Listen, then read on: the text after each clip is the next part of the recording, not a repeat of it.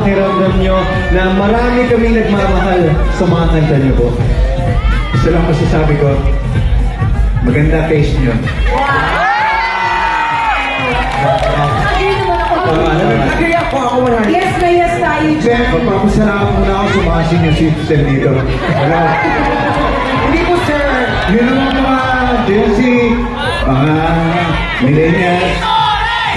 Salamat din sa flashlight niya. Alam mo, nakikita ba? At nakikita mo yun, ang feeling, alam nyo ko para kang dinadala sa huling hantungan.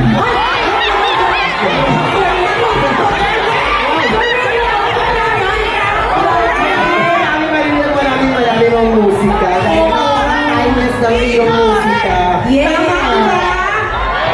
Totoo yan. Nakapumulang po siya sa hama. Alam niyo po, sir, ang kanta niyo po ay para sa lahat talaga dahil relatable po talaga to sa aming lahat. And talagang gusto-gusto natin yan mapakinggan. Pero ito, ma-share ko lang po isa ako sa mapalad na dumaan sa guidance at panurin ni Sir Ray sa isang competition. Kaya maraming salamat. At syempre, hindi lang yan, pinaulangan din yung invitation namin sa programa ko ng Matchmade. Kaya thank you very much. Pero kagaya nga ng ating kapatid na pinaunlakan din, di ba? Ni Sir Ray na si Josephine Jaime of QC, our OG requester via True FM.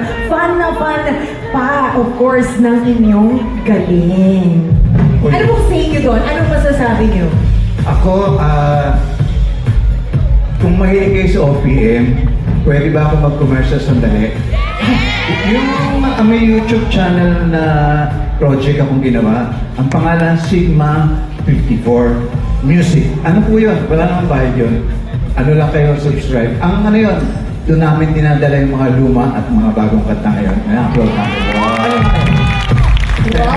Mga ating tinatawag na ampag sa OPM. Ang mukha na ginagawa nyo rito ngayon. Maraming salamat pinibigay nyo ng pagkakataon sa mga kabataan. Siyempre, maraming salamat din po, Sir Ray. Pero ito nga po, Sir Ray, may gusto po ba kayong ibahagi sa ating mga kapatid? Alam niyo naman, pagkatapos nito, mayroong celebrity edition ng Singaling. Sabado at saka mamaya pagkatapos nito, kita-kita tayo doon yan. Oo, ito. Pero ito daw si Jeannie. Nandyan pala si Jeannie. Ayun!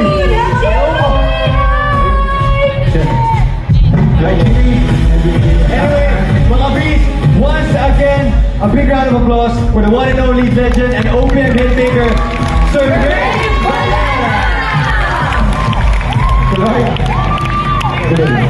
My son.